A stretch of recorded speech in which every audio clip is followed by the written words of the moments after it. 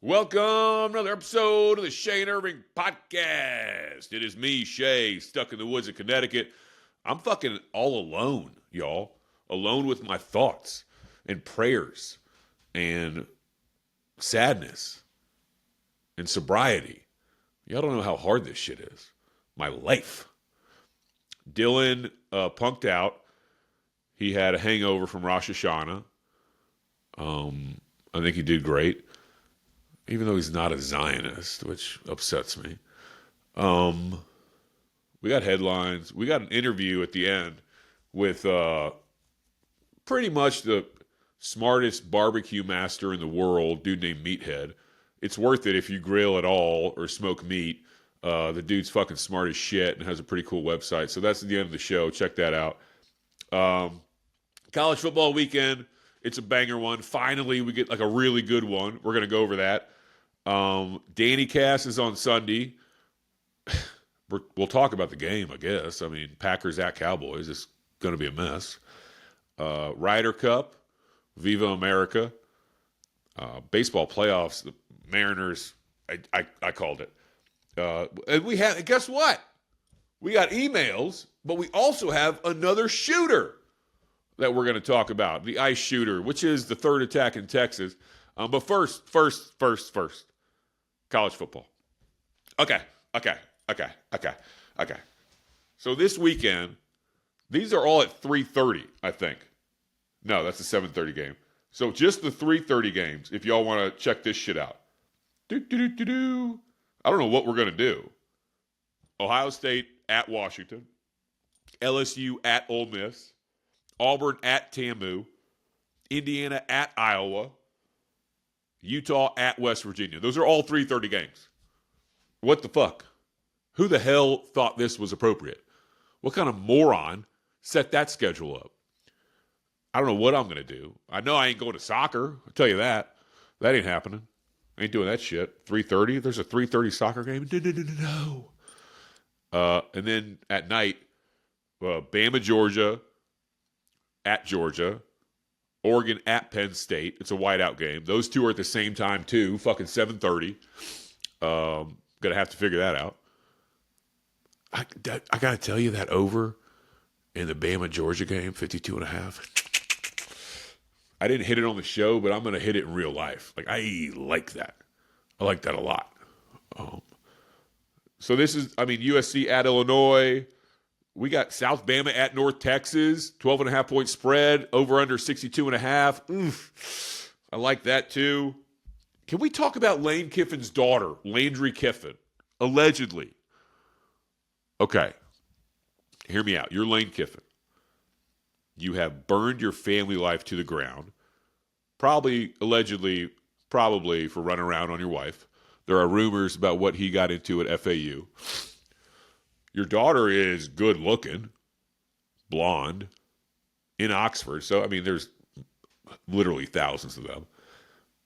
So she ends up dating a linebacker from LSU and then launches the relationship on Instagram, which is what the kids do now. When you're with somebody and you want to admit it and say, I'm taken, you take a picture on Instagram and put hearts on it or some shit. And that means it's a real relationship.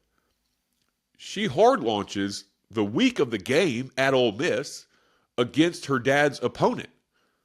Like, what motivates a daughter to do that?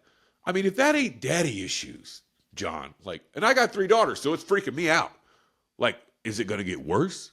Am I going to get an Instagram notification of, her, I don't know, dating a communist or some shit? I don't know. Remind the listeners who the boyfriend is for the uninitiated. Oh, God, the fucker's name. Will Weeks, linebacker for LSU. Weeks, linebacker for LSU. Middle linebacker? Yes. Right? I think he's a Mike, yeah. Yeah. The enemy. I think Brian Kelly had something to do with this. How did she even meet him? There had to be some Instagram shit. So Weeks slides into her DMs, allegedly. She accepts it, talks back. They're flirting with each other. Knowing that he is an SEC player for a different team than her dad's. Like, listen, if she was dating somebody on the team, I think that's a problem too. Wasn't she dating a player on Ole Miss before? Am I crazy? I don't know that. I don't know, but it's bad. I just feel for Lane Kiffin. You know what that is? That's you fucking up your family life. That's your daughter mad at you. So like that's one of the reasons why I'm good to the roommate.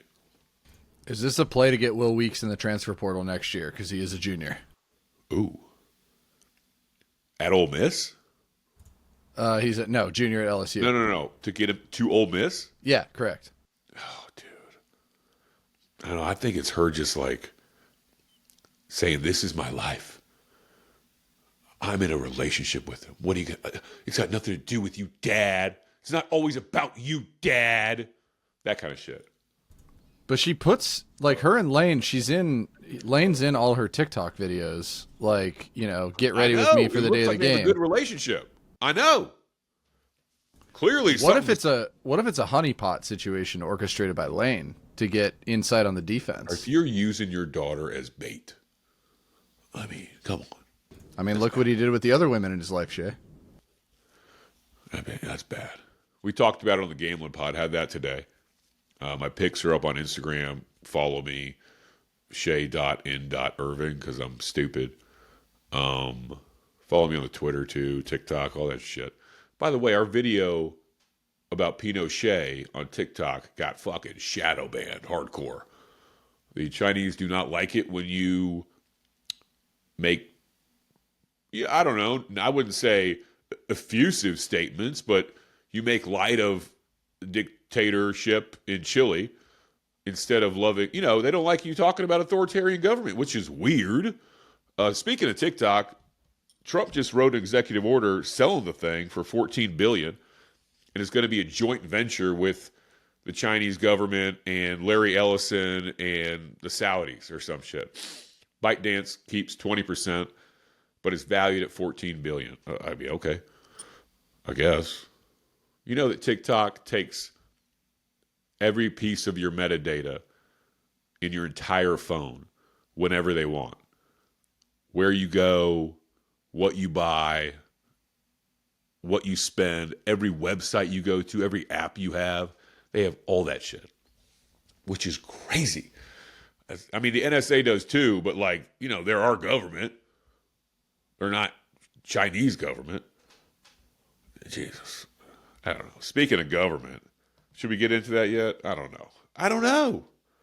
Should we? TCU, Arizona State, sneaky good game. I'm on the Herpagona Syphilis lane 3 against the Horned Frogs. The over looked too obvious, so I didn't hit it. But that quarterback out of TCU is freaking slinging the rock. ASU, they're a little scared. This is a Big 12 game, a very, very important Big 12 game, especially after Tech beating Utah. Very important game. I think Utah plays somebody important this weekend too, right? John, fuck. I just checking. I just had it. Oh, God. Oh, is it at Utah or not? West Virginia? Yes. Yeah, at Morgantown. So I picked Utah to win the Big 12. Big mistake. I thought Tech was the obvious answer. I didn't like the number, so I didn't do it. USC at Illinois. USC laying 6.5. They're scoring at will. Illinois is falling down. Let's see if they're real or not. And sneaky article by Ross Dellinger on Yahoo. Look that shit up. Apparently, all the commissioners of these little leagues are trying to get together to expand the playoff up to 28 teams. And the power conferences are going to get like 4 or 5 automatic bids. And then Conference USA will get one, whatever. Expanding it this much makes everything less important. I don't think you need 28 teams. I just don't. This is not March Madness, right? These dudes are playing football. You're not getting hot at the three-pointer or your FGC, your Dunk City, getting shit to figuring it out. You're getting your bell rung hard and then doing it again next week against a better opponent. I don't know. I don't like it. I'm not a fan. I think you could expand it a little bit. I don't even want to expand a little bit. No, I don't. I fucking don't. I'm not. You know what? I'm sick and tired of compromising. I compromise too goddamn much. No more compromising. You know what I am? I'm LKY. Whoever rules Singapore must have that iron in him. This is not a game of cards. This is your life and mine. This is not a game. All right? You fuckers. All right. Do I have to talk about the Cowboys? I mean, we're doing Danny Cast, which is cool. Dylan's going to be there this time. He invited Marvin and Ray. Ray, like, sets the whole thing up, like, produces it, essentially. They still won't do a live stream, which is probably a good idea, right? I mean,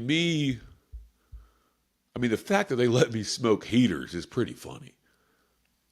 And Danny, like, smokes a cigar. He usually brings a couple. But I'm just, like, ripping heaters. Somebody on the social media, I don't remember if it was Instagram or Twitter, was like, I can't believe I'm watching somebody smoke cigarettes again. This is crazy to me. And it's true. Like, I need to quit smoking. I don't smoke as much as y'all think. I don't even smoke half a pack a day. I chew, the lozenges, by the way. Can we talk about Europe's domination in the lozenge game? Can we talk about that? Why are they kicking our ass in strength? I mean, they got like 15 milligram pouches over there. And our kids, our frat boys are walking around with 3s or 6s. I don't like that. Like, this is competition. Who knows what the Chinese are doing? 32s, 28s, 144. We got to do better, y'all. But I'm a big fan of the lozenges. Nicotine. Lozenges or pouches? Are you more of a pouch guy? Not the lozenges, the pouches. They're like, there's only one gas station I know of on my way to work and back that has those 12 milligrams. I buy as many as I can every time.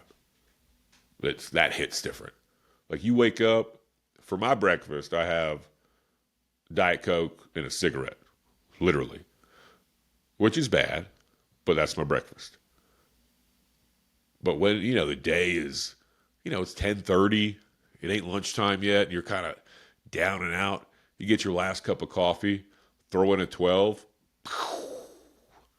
you're good to go. It is work time, brother. I'm relaxed and energetic. Give me a 12 all day long. Perking up. All right. Whatever. Danny Cast. There's going to be punishments. If the Cowboys lose, I'm going to have to do something. Or, I don't drink right now, so I can't do shots or chug a beer. We're going to do prop bets. Dylan and I are going to be against each other. I don't know. This is like, I don't know. What is this? What the fuck? Like, this is, the punishment is me watching my favorite team collapse for 30 years straight. And then watching the best defensive player we've ever had. I mean, probably outside of Dion. Dion was up there, but the most effective defensive player we've ever had get traded to a team that has owned us in the playoffs over the last, 10 years, 5 years, either the playoffs or the last game of the season. The Packers have beat our ass all the time. They have owned us. And now he's on the team, and he's going to fucking dominate. And I think he's going to hurt Dak. And I think they're going to run the ball right at him to try and take away his pass rushing ability, but it won't matter because Napoleon, is going to dial up a 40-point game for Jordan Love. And Dak's going to have to throw the ball 55 times, and Micah is going to be teeing off on him. Jesus. We all see this shit. But Danny Cast will be fun. I'll try and drop some. What word should I drop? Should I try and drop in the Danny Cast? Or phrase? For the American fan? Caesar. Caesar? American Caesar? Yeah. Yeah, that's going to be easy, though. What could I do? Email us. Yeah, tweet me. No, don't tweet me. They'll see it. DM me or email the show, Shane Irving, the number 1 at gmail.com, about what phrase I should sneak onto the show. Or give me phrases, and I'll try and sneak on a bunch. We'll see. All right, baseball playoffs. This is like my favorite time of the year. It's going to be November or October where there's playoff baseball, NFL, NCAA football. I think hockey starts or some shit, right? Oh, the sports equinox or whatever. Yeah, what is that? November? It's got to be around Halloween because that's when hockey starts. Yeah, I don't yeah, know about NBA. Whatever. It's a great time of year, and it's fall. Everybody loves fall. Unless you're in the desert or some shit, then fall don't mean nothing to you. Texas fall didn't mean nothing. Up here though, it's serious shit. But if the playoffs started today, on the AL side, we got Seattle and Toronto with byes. Detroit at Cleveland, Boston at New York, yes. And on the NL side, Milwaukee, Philly get the byes. Then Mets, what the fuck? At Dodgers, Dodgers are going to be huge faves, but dude, if those pesky fucking Mets. Then San Diego at Chicago Cubs. Okay. The odds to win the whole thing are Philly plus 425. Really? That can't be right. Dodgers are plus 500 and Phillies plus 425. No, there's no chance. Mariners plus 550, Yankees plus 7. No. Got to double check that shit. Checking. Checking. All right. Emails, and then we're going to get to Freedom No, that's in America. right. That's right. That's as of Thursday when we're recording this. Philly plus 425. They're the odds-on favorite to win the World Series. Correct. Jesus Christ. Dodgers plus 500. Mariners are only plus 550. That's a bad price. All right, whatever. Is there any good price here? Like, will you take a future like going into playoffs like this? Yeah, 100%. Okay. For example, the Yankees. How many times are they going to be dogs against the Red Sox, game by game? I'd have to go look at the pitching matchup. I'd have to figure out what the spread or what the line would be. And if they're going to, how often would they be dogs and how big of a dog? Because if they win that series, then they got to play what? Seattle or Toronto, right?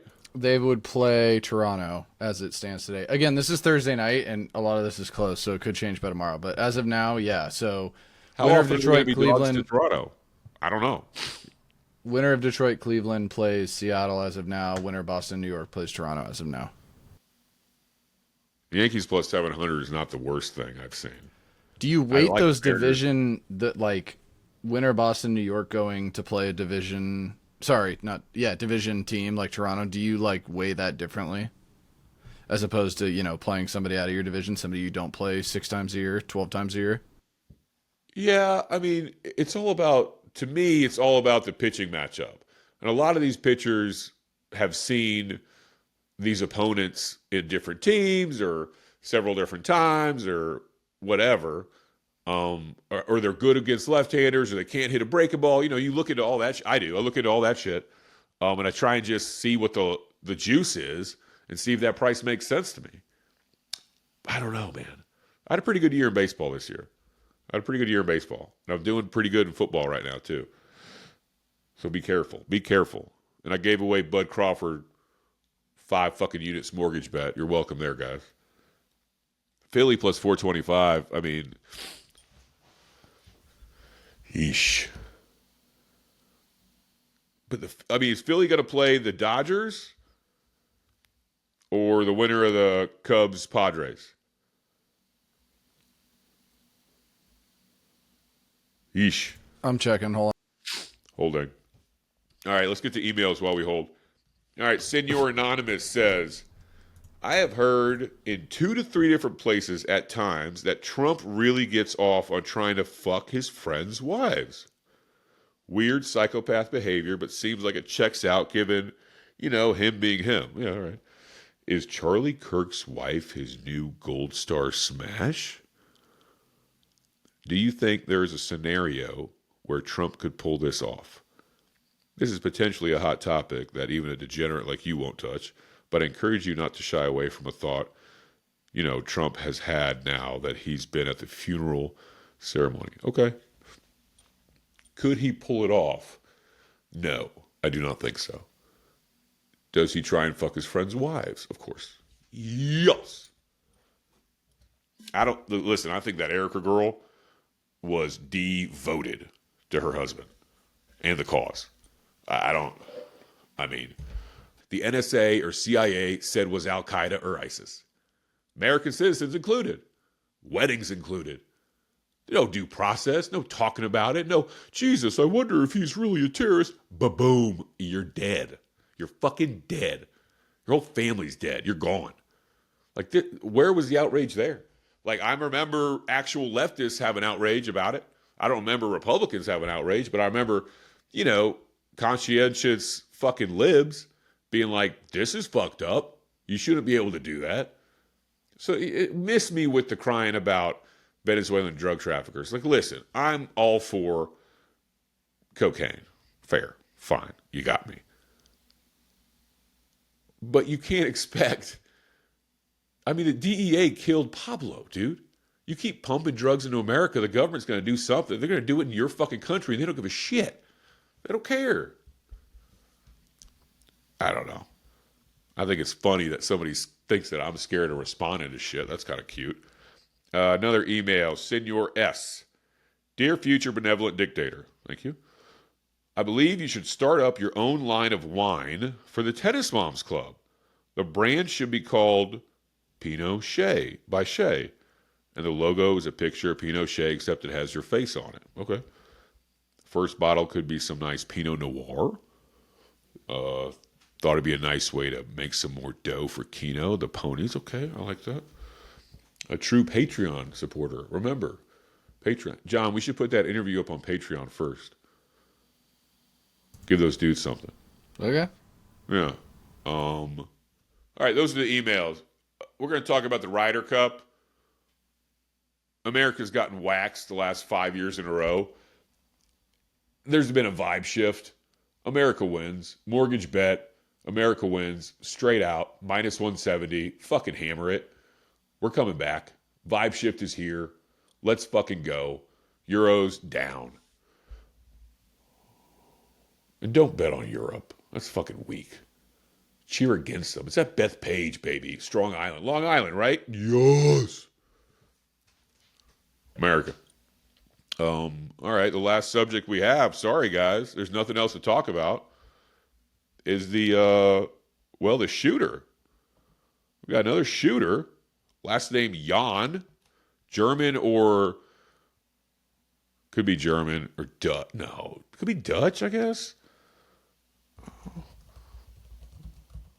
Anyway, he's been convicted of selling weed a couple times. That was cool.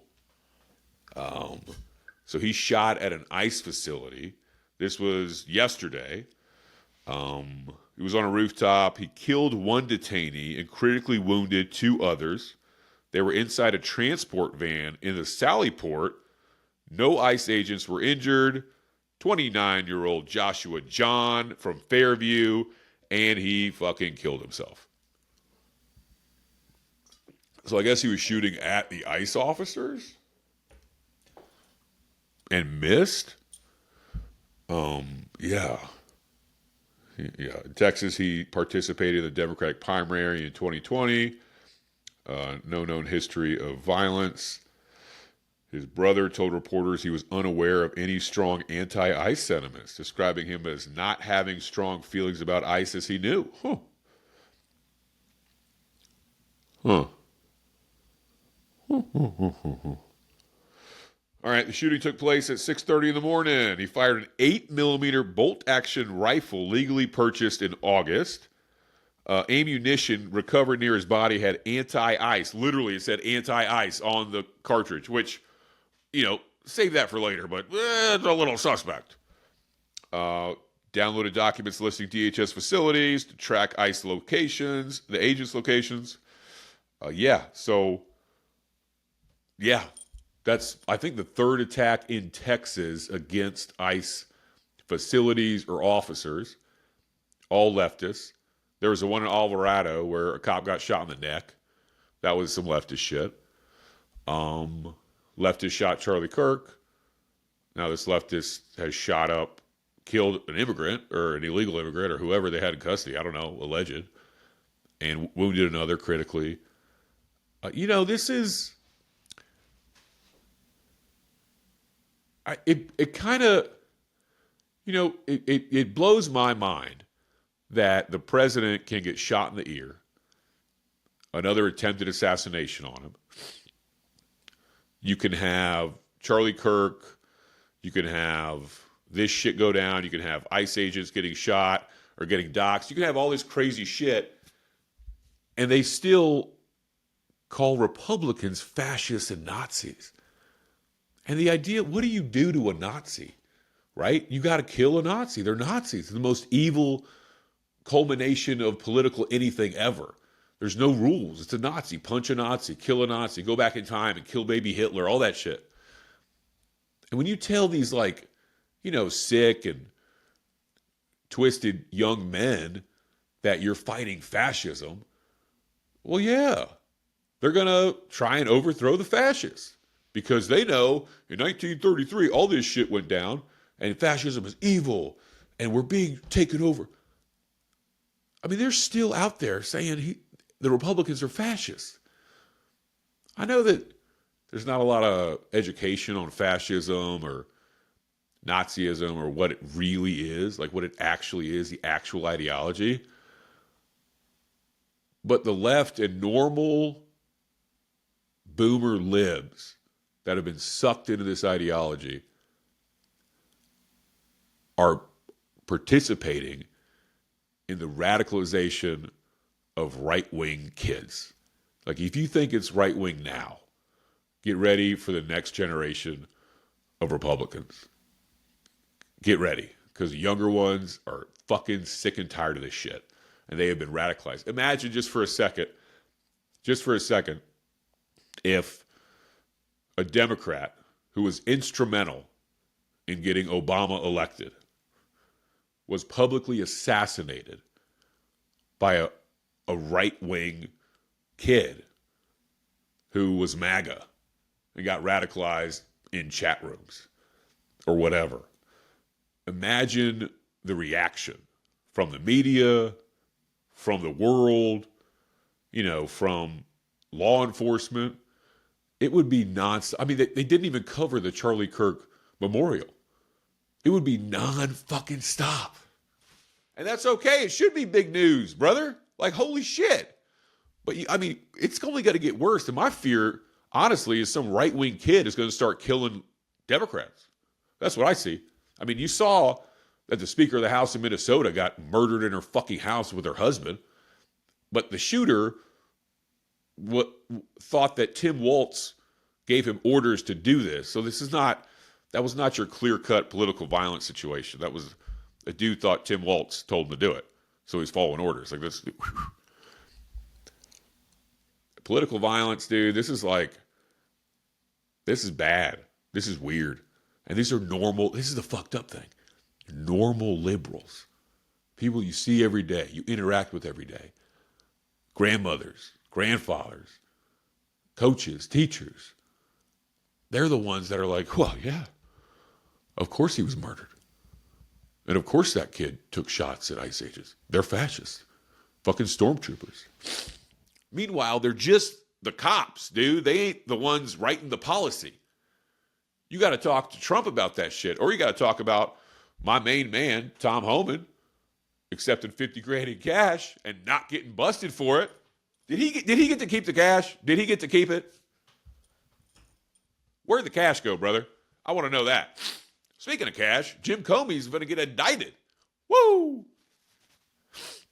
You know what we're going to do in this country? We're going to swing between equilibriums.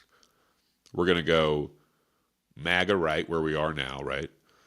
And they're doing everything they can to break down the structures that the Dems have built up, in this government and media and NGO. They're trying everything they could do to take that over and to right the wrongs from the previous administration, right?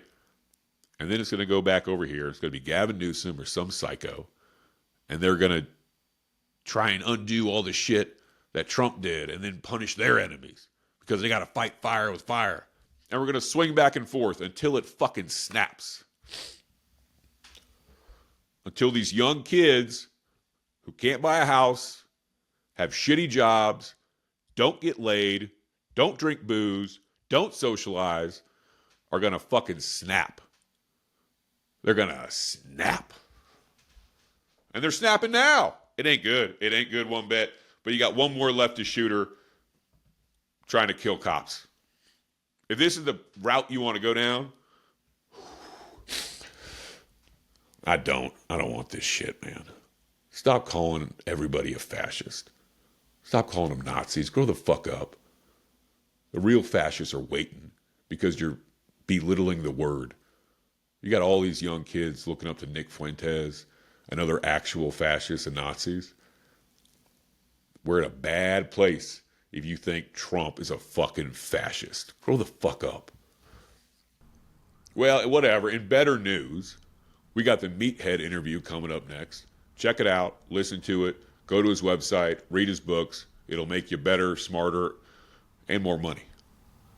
Boys and girls, we got a good one for you. A special one, close to my heart.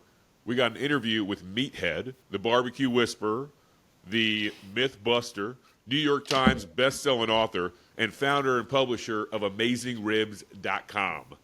Meathead, thanks for being here, dude. How the hell are you? I'm good. It's fun to talk to you guys. Are we going to talk barbecue or are we going to talk football? We can do a little bit of both. I want to first thank you because my brother put me onto your website, AmazingRibs.com, during the pandemic when I started getting into cooking and smoking meat, and my ribs just sucked every time. And then after reading the science behind it, blows my mind. I had no idea. And you really break it down to a layman explaining it, and it just makes sense. Like it's obvious, some of the shit you say that I just never thought about. Well, every time you step foot into the kitchen or on your deck to where your grill is, you're commencing a chemistry and physics experiment. In physics, you're applying energy in the form of heat to food, which is proteins and carbohydrates and water and fats, lipids. And so you're doing a physics and chemistry experiment. And I'm part of a movement in the culinary world right now that is really interested in the science of barbecue and grilling, or the science of cooking. I mean, if you've ever watched Alton Brown on the Food Network, Sure. You know he's a science geek. There's a whole bunch of us out there, and a lot of chefs are finally catching on and understanding that they can cook better if they understand the science. I mean, you've got a new book out. Last one was a banger, New York Times bestseller. This one is called The Meathead Method. How's it doing? How are sales? How are people accepting it? How's it going? I don't know. I'm not one of these guys who obsesses over how many followers I have on Facebook Sure. or how many I do know that the last book, the first book, it's over my shoulder there, called Meathead, The Science of Great Barbecue and Grilling, has sold over 250,000 copies. And, look at there. Love it. It was the number 2 bestseller cookbook on Amazon for like a year. And the number 1 was, I can't remember her name, a famous model. Gwyneth Paltrow? She was unbuttoned practically down to her waist. So there you go. There was just no way I was going to beat her. In fact, I photoshopped Schwarzenegger's body onto mine on the cover and sent it to the publisher and said, we got to reshoot the cover. Big brain. But what's it? She's married to a famous singer. Is it Gwyneth Chrissy Paltrow? Teigen. Chrissy Teigen was, she's got cookbooks out. Yeah. But most cookbooks, if they do 10, 20,000 copies, are great. 250 is just unheard of. I don't know what the new book, The Meathead Method, came out in May, and I actually was just thinking about today. I need to write to my agent and ask her how it's doing.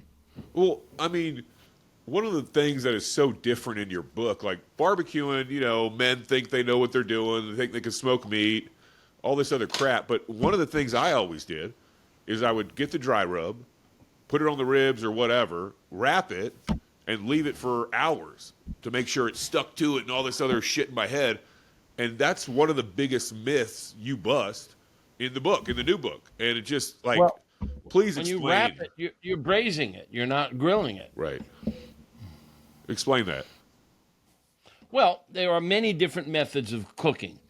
There's broiling and boiling and roasting and frying and braising and grilling and smoking. These are all techniques of cooking, and they all employ different methods, hence the meathead method. And when you wrap something in foil or butcher paper, you're capturing all the moisture that's in the meat. Meat is 75% water. Right.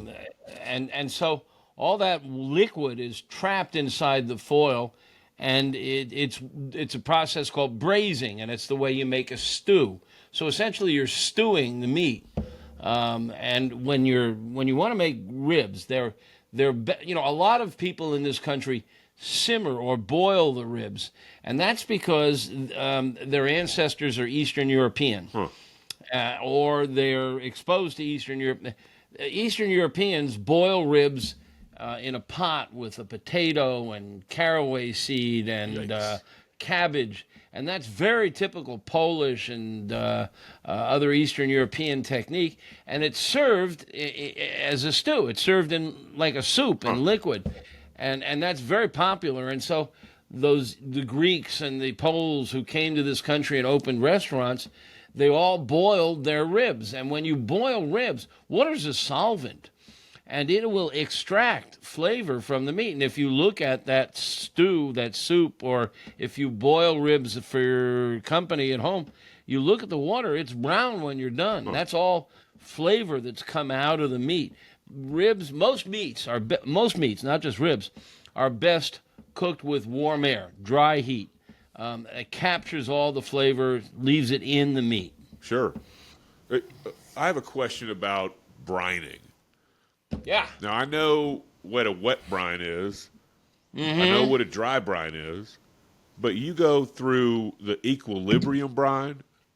You gotta help me understand this shit, or tell the audience what exactly it is. Don't worry about equilibrium brines. That's very technical. All right. Salt is the magic rock. Salt is different than any other herb and spice that you have on your spice rack.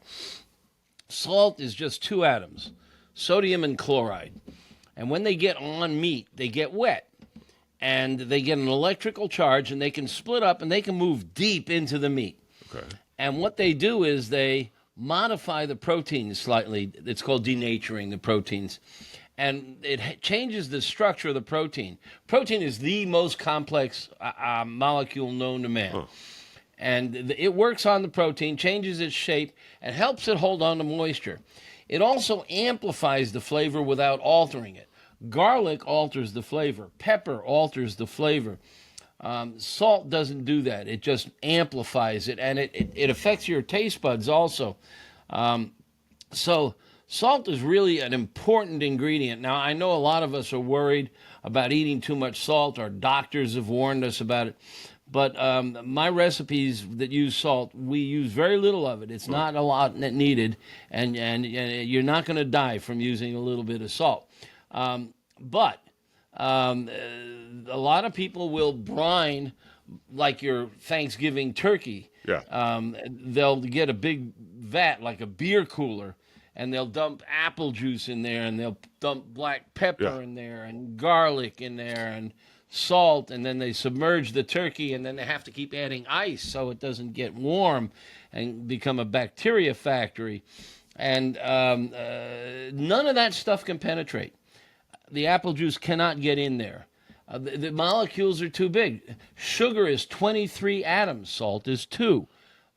Garlic is 21 atoms. The salt is 2. They just can't get past the surface. Oh, shit. So what you're doing is you're spending a lot of money flavoring the surface. And that's fine, but it's a lot easier to just sprinkle the stuff on the surface and put it on a tray in the fridge. And that's called dry brining. And by the way, I'm the one who coined the term dry brining. Both of them. Dry and wet, right? Wet brining's been around for years. Wet brining is when you submerge it in liquid. But the term. And it stems back to ancient times when, probably some guy shot himself a wild hog or a deer and it fell into the ocean. And when it finally washed up on shore, the salt had penetrated and made it taste good. And of course, if there was enough salt, it preserved it. Right. So, but dry brining is simply sprinkling salt on the surface of the meat and pop it in the fridge.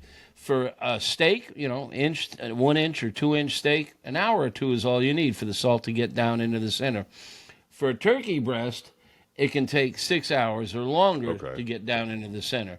And that's a really important concept in cooking, is you need to know how thick your meat is or a vegetable, because the thickness determines how long it takes for energy, heat, to penetrate from the surface to the center. Sure. So your thickness is a really crucial part of the process. Huh. So in your book, you write, I will be telling you that much of what you have been taught is out of date, even if you learned it in culinary school from a famous chef on TV or some revered cookbook, even the USDA. So why do you think things haven't changed as much as they should be when it comes to cooking and preparing food? I've got off to my left here maybe 150 barbecue and grilling cookbooks, and in the next room my wife has maybe 200 and 300 general subject cookbooks. We're both into food and cooking. In fact, she's a PhD microbiologist and worked on food safety for the FDA for years. So if you eat here, you're not going to get sick. Right. There have been myths, stories that we have adapted from the culinary schools, French cooking, down through the ages, that now in the 21st century here, this is, 2025, we have learned a great deal more about what happens to food when you cook it that we didn't know. I learned to grill from my dad. I'll bet you did too. Yep. I'll bet your audience did. And my dad learned from his dad, and his dad learned from his dad, and it was all passed down. And most of what we learned is wrong, and we now know that because we have machines that tell us that. For example, we know that steak is most tender and most juicy at 130 to 130 degrees Fahrenheit. Right. That happens to be medium rare, which steak lovers know instinctively. Medium rare steak is their favorite. How do we know that it's most tender and most juicy? There's a gadget called the Warner-Braxler machine, and basically it's an artificial tooth. It's a machine with a metal tooth that presses on the meat and measures how much pressure it takes to break through the surface. Come on. Pretty simple device. But we know that it's harder to puncture through the surface if the meat is 155, which is well done, than it is if it's 130 to 135. We can also measure the water by squeezing and stuff. Probably the single most important tool that we have now that our parents didn't have are digital thermometers. Sure. Wait a second here. There we go. Let me just grab I got a couple of them right here. Digital thermometers. We now know that the steak is 130 to 130. We know that chicken needs to be cooked to a safe temperature, 160 to 165. Yeah. The state of the art is this guy here. This is the Fireboard. Oh, yeah. It folds up here, but it's got a port at the back. You can put a probe and stick it in a turkey breast, or you can take and just stab it, and it gives you a precision measurement within 1 degree or 2 degrees at the most, within 3 or 4 seconds. Damn. So now that old dial thermometer that you have in your kitchen drawer, it takes 30 seconds, and it can be way off. Take that sucker, put it in your driveway and back your car over. It's a piece of crap.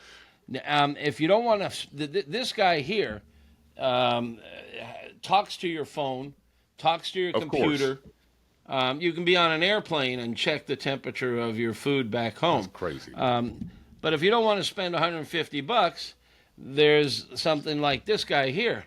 What is this? This is, I think, Thermopro makes this. Yeah, Thermopro. And it costs like $16. 16? And 16. There you And go. instead of 1 second, it takes 5 seconds.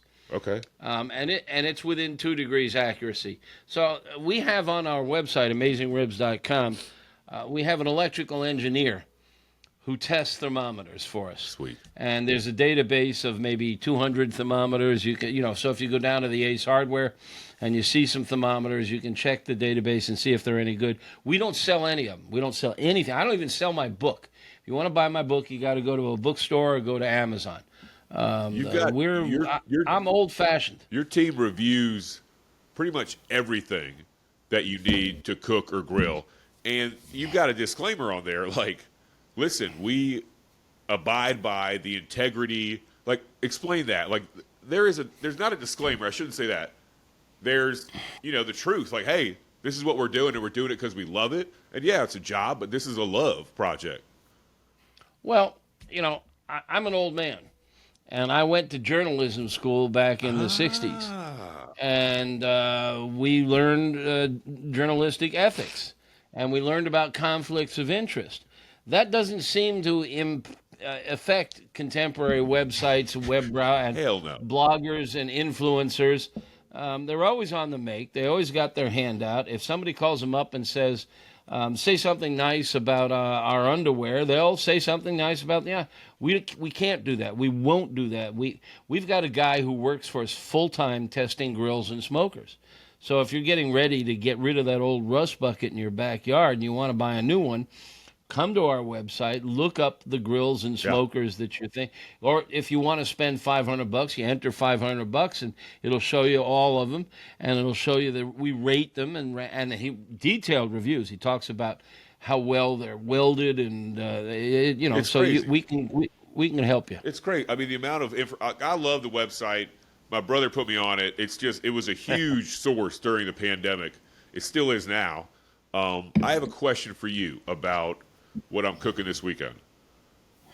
So I'm making carnitas, boneless pork shoulder, in the Dutch oven. It says to, fire them up and sear them a little bit, cut them into 2-inch pieces. Do I need to put that Dutch oven on the smoker? Like, will it matter on the smoker versus the oven? Is there any smoke that's going to adhere to it while it's in a Dutch oven with no top on? No, I mean, the smoke has to physically be in contact with the food. That same thing as when you wrap it in foil. When you put it in a Dutch oven, you are braising it again. Same thing as when you wrap it in foil. The meat is surrounded by water, the liquid. Liquid comes out of the meat. Now, if you pour wine or beer or something in there, you're adding fluid. Be careful to keep the temperature down. People don't realize that when you put meat in water or liquid, and beer and wine or water, basically, you can actually dry it out because heat, causes the muscle fibers to contract. And when they contract, they squeeze out the water and the juices. And so if you make a stew, you can often make the meat very dry. Keep the temperature down. Okay. Use the low setting. The other option is you can take your pork shoulder and just throw it on a grill or a smoker at a low temperature. There, it will attract smoke. Smoke will attach to it. You'll get the smoke flavor, and you'll have smoky carnitas, which are really delicious. Now we're talking. And then I could cut it up into pieces after that. Afterwards. Right. Hell yeah. Hell yeah. Now we're talking. You got a smoker? Yeah, I got a Traeger. Oh, they're fantastic. This is we talk about the science and the new developments. Traeger was, I think, the first to come up with these new pellet smokers. And basically, they burn little tiny wooden pellets. They look like a pencil or a pen. And if you break it into little parts, they look like rabbit pellets. But they are all pure wood. There's no glue or anything involved. And let me just hang up on this call. I mean, it works out pretty damn good for me. It's a cheat code, honestly. Like, I remember going to football games in Texas, and the smokers they would have on the these huge homemade smokers, and these guys are in there with wood chips, controlling the temperature somehow, some way for hours upon hours. It was crazy. Barbecue is really big in Texas. Oh my God. I mean, Texas is Constantinople for barbecue, and it's beef. Kansas City is big too. They're very, and there are regional styles. There's 2 or 3 different regional styles within Texas alone. Yep. And then there's the Kansas City style. There's the Santa Maria style, Chicago style, Memphis style. Carolinas. Yep, the Carolinas. So, and it's kind of fun if you travel to try like you get down to South Carolina, around Charleston, and barbecue sauce is yellow. Yeah. It's made with mustard, not ketchup. It's like all vinegar based down there, isn't it? If you get further into parts of North Carolina and the outskirts of of Charleston area or Georgia, it's vinegar based. Yes. Crazy. Texas was really beef. Like there was a lot of beef growing up on the smoker, and then moving out here to the East Coast, there was nothing. Like nobody barbecued anything. I'm in Connecticut, and it's like oysters and shit, but nobody smoked meat. And then the pandemic happened, and everybody got into it. So I'm grateful. Yeah, for that. and it's you understand without much effort why Texas is beef centric. I mean, that's where all the cattle drives began. And so beef is big in Texas, but you'll find pork ribs and you'll find pork shoulder and you'll find pulled pork. Right. All that. All right. Well, I mean, brother, thanks for doing this again. I appreciate it. I don't want to take up any more of your time, but I do want to tell the kids to go get the new damn book, The Meathead Method. It teaches you literal science, but not in a hard way. It breaks it down for me and my listeners in a simple way, and it made me a better smoker, just better cook, period. There's a good thing to do there. And AmazingRibs.com is the website. Go to it, enjoy it, get to know it. Meathead, once again, thank you much. Oh, my pleasure. Good talking to you. You too, brother.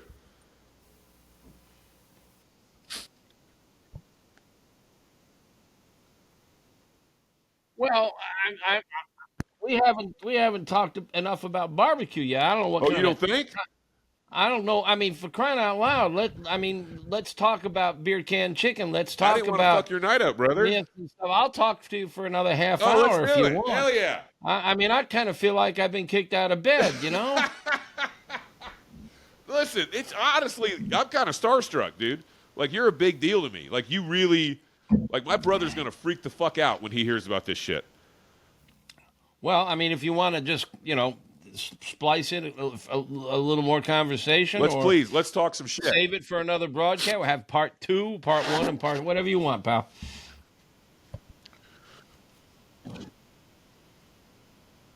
Yeah.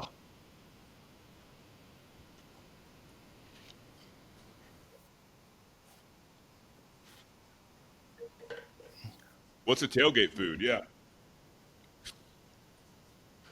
Let's do it. Well, I'm not only college, but I'm in the Chicago area. Where? Western suburbs, a little town called Brookfield. Yeah, I lived in Chicago for 6 years on the west side. Oh, really? Yeah, Humboldt Park. Yeah. My first two. Wait, say it again. I think the Gators are off this weekend. They should be. They need some fucking help. Oh God. Texas is next, October 4th. Got him. All right. Boom, boom, boom, boom, boom. All right, Meathead. It's college football season. It's the NFL season. People are tailgating. They're cooking all damn day. Let's say you're tailgating, college football. You're out there early as hell. What are you? There's 10 people coming. What are you cooking? Mm-hmm. Okay. Well, first of all, you got to think. In fact, we have on our website a number of recipes that we think work on tailgating. You don't want to do ribs, which take 3, 4, 5 hours to do them properly. I suppose you can start them at home and finish them, but that's elaborate. You need a big smoker. Typically, when I go to a tailgate, I'll do something like steaks. In fact, I love to do flank steak. Flank steak cooks hot and fast because it's a thin piece of meat. And I have a couple of great techniques for it, and you can use it on a sandwich. You can eat them straight. I try not to get too fancy, too crazy, but I mean, burgers and brats are your classic. And most of us are not doing a very good job on burgers. There's some really good technique for burgers, and I recommend that don't go crazy and do burgers and dogs and hot dogs are always fun. What's really interesting is the hot dog has really distinctive regional flavors and styles. The New York hot dog is different than the Chicago hot dog, and it's different than the Ohio State hot dog, than the L.A. Dodger dog, than the Seattle dog. It's a lot of fun, and I've got recipes for each one of them. And what's a lot of fun is it all starts with a hot dog, which you can either grill or you can simmer. Don't boil, simmer. Okay. And then it's the toppings that make them regional. And so you can lay out a variety of toppings, and people can make themselves a Cincinnati dog or a Detroit dog. That's a lot of fun, and it's simple and no fuss, no muss. I'm a beer brat guy for sure. I love those. You've got to go to Amazing Ribs and look at my beer brat recipe, because I do it a little differently. And it comes out really good. There's some mustard in that beer, and when you're done, you come out with a mustard and beer sauce that goes on, and onions that goes on the brat. It's really good. All right, hell yeah! All right, so you're in Connecticut. What's your team? I'm a Texas Longhorns fan, and I'm a Dallas Cowboys fan. We have a little something there. I'm in the Chicago area, and finally our Bears got their shit together and beat your Cowboys this weekend. But I got a feeling anybody is going to beat the Cowboys this year. We made your quarterback look like Joe freaking Montana. 4 touchdowns in the air. The secondary is so damn bad, and there's no pass rush anymore. What the hell are they going to do all year? We got to put up 40 to even compete. Why the hell did they let Micah go? It just doesn't make sense. Not only that, Meathead, if you're going to let him go, then you start shopping him in March. You don't restructure Dak and CD to make room for that contract. You get ahead of the damn curve so other teams can rearrange, their contract situation.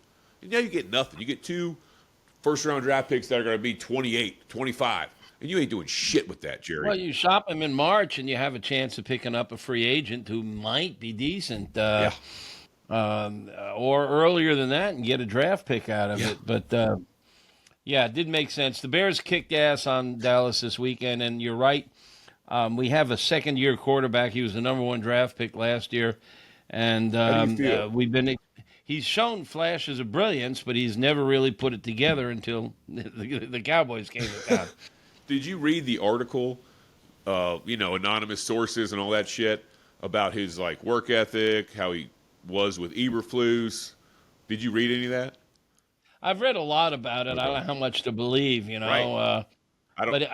They say he's a student of the game. And that his new coach is he and the coach are dialed in. So we'll see. My other team is the Gators. Yeesh. And I have a good story to tell if we have a little time here. Time.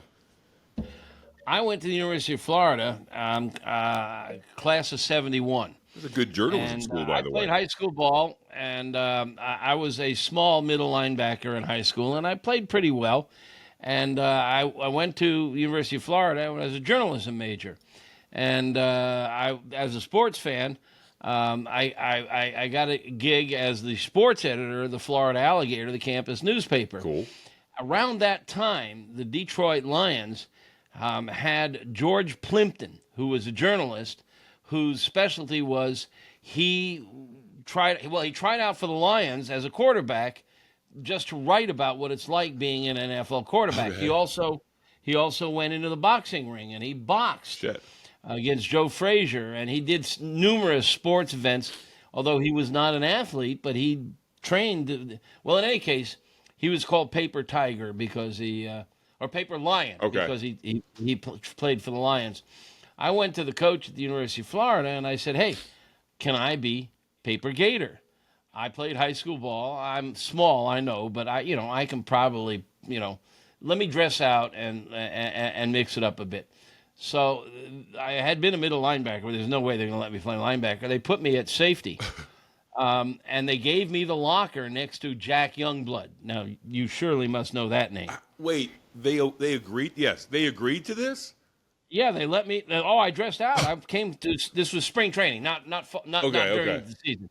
This was just spring training, and I was writing a daily column about what it was like to be in the locker room with the Gators. And Jack Youngblood later became College Hall of Fame and Pro Hall of Fame. Yeah. He played for the Rams, and he had the locker next to me. He was 6'7" and about 250. Holy shit.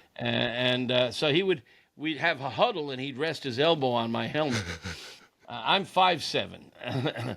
And so I went through a whole spring training. They let me scrimmage with them, and I'm writing a daily column about it. And then the end of the spring training is the orange and blue game, which is the traditional Spring game. intramural scrimmage. The orange team and the blue team, those are our colors. And they let me dress. And so I sat on the bench with a clipboard. And as the game was winding down, the last play of the game, they stopped the clock. And Coach turned around and yelled, "Paper Gator, get your hat on." Come on. They sent me in on the last play of the game, and I go charging in there, and the safety didn't come out. And I said, I'm here. I'm the safety. Yeah. And he says, "You're not playing safety. You're the middle linebacker." Oh, shit. Oh, well, shit is exactly right. So I line up at middle linebacker. And the Gators, they were fun and gun. They always had nobody in the backfield. Everybody went deep. And I look up, and they're in an I formation. Hell no. And it didn't take long to figure out what was happening. Yeah. There's a big old bullseye on my chest. They snapped the ball, and I dove at the center's ankles just to protect myself. Yeah. He tripped over me, and the running back tripped over him. My record in the swamp is one play, one tackle for a 1-yard loss. Dude, fuck yeah. Now, tell me, TFL, let's go, meathead. That's Hall of Fame stuff right there. Wait, did you, it was full-on tackle in practice. Did you get fucked up? How'd that work? Yeah, I mean, I was used to taking a beating. I was a high school ball player, but this was the orange and blue game. I mean, that's full ball or tackle. That's, scrimmage. That's crazy, dude. Yeah. When did you start grilling and cooking? Was it, at Florida, or when did you get into it? Yeah, in college. Okay. In college, I lived in a apartment complex on the ground floor, and it was one of these horseshoe complexes. And in the center, they had those grills. You've seen them, the aluminum grills that parks and everything have. One was stationed right outside of our apartment. We had sliding glass doors. And I started grilling out there. My dad grilled a lot, and I used to watch him do it. And so I'd grill for my roommates. And I ended up doing a lot of the cooking, and I was really into it. I scheduled my classes so I could watch Julia Child in the morning. No shit. And I got into the grilling there. And I went down into the neighborhood where the white boys didn't go. Uh-huh. And I found Y.T. Parker's barbecue down there, and he let me, after a while, after many visits and questions and answers, he let me go out back where they were doing barbecue over a pit. It was classic. We're talking about the 60s. They had a hole in the ground, and they were doing old-fashioned Southern barbecue, and that's where I learned barbecue. That's crazy. Put a pig in the ground, the whole bit? Yeah, I whole love pigs. that shit. I love that. The barbacoa that I grew up having was Mexicans burying that shit over, coal, charcoal, just dumping on it and burying it with bricks and all that crap. Yeah. That's good shit, man. So, okay, your Gators this year, what are your expectations, honestly? My expectation is this week's a bye week, and I was kind of expecting them to fire the coach. They've been firing the coaches every couple of years. They won several national championships with Urban Meyer and Steve Spurrier, and they had some great coaching, some great teams, a number of players who made it to the Hall of Fame. But they've been on hard times in the past few years, and they are not the terror that they once were. No. And we're kind of hurting and begging for the old days to come back. So my team is Texas, and we're playing each other October 4th. Yeah. You guys play Florida. Where is that game? In Texas at the Swamp, or game? isn't it, John? Yeah, it's at the Swamp, Meathead. That's at the Swamp. It's thank goodness for that. 3:30 game. How's your quarterback doing? Is he healthy? I mean, we don't know. Like, he's either broken in the brain or broken in the shoulder, but one of the two. Like, he ain't the generational talent he was billed to be. Well, we kind of knew that when they kept him on the bench behind Quinn Ewers. This is exactly what a buddy of mine said. He said, dude, not for nothing, but he rode the pine behind a 7th-round draft pick. Yeah. For 2 years. Yeah. Shit. Yeah. So. And his competition in high school, like he played at a private, Catholic school in Louisiana. He wasn't playing 6A football in Texas, dude. You got to wonder. Well, the Gators quarterback, Lagway, I believe he came out of Texas. Yeah, he's a Texas and quarterback. he was rated the number one quarterback ahead of your quarterback. Dual threat, yeah. But he's in his second year, and he looked real good last year as he came in as a substitute. Yeah. But he's struggling this year. I've not been terribly impressed. So people who are saying he's a Heisman candidate, we don't see that yet. No, there's growth to be had. Like, again, flashes of brilliance. You got 2 quarterbacks who give you flashes of brilliance. You're just waiting for the real thing. Maybe one of them will break out this week or next week, October 4. But we'll see, man. Well, shit. I don't know what to tell you, dude. Your website's the tits. Your books are fucking crazy. Thank you. And I saw in the forward, and you mentioned this, your wife's she's a PhD, she's a doctor. PhD microbiologist. She worked for FDA doing research on food safety and what things are dangerous and how to control them. And so she and my books and my website are laced with safety tips. And I talk a lot about food safety because there's a lot of misunderstanding about that. I mean, I learned when I was a boy, and my parents and most of the cookbooks I have say cook chicken until the juices run clear. Yeah. And that's the old method. Well, the juices run clear is a byproduct of a compound called myoglobin, and that's in all muscle meats. When poultry is safe at 160 degrees. The USDA says 165. 160 is fine. Okay. And this will tell you. You stick this in the chicken, and people say, I don't want to put holes in my steak or my chicken. It's 75% water. Right. You put a thermometer probe into a piece of meat, and it's not going to go psh and deflate. If you lose a couple of drops out of it, you take a classic filet mignon, which is 8 ounces. 6 ounces of that is water. No shit. Yes, it's 75% water. 6 ounces of a filet mignon is water. And if you stab it a couple of times with a thermometer probe, at the most, you're going to lose a fraction of a teaspoon. And you're not going to dry it out. In fact, when you cook, the heat makes water evaporate and drip off, and we call it drip loss. You can lose up to 20% of a piece of meat just by cooking it. Okay, you had something in the book, too, about the red water coming from... Yeah. It's not blood. No, and that's... Okay. How many times have you sat down at a table and people carve up a beef roast or something and say, you want a little blood on your...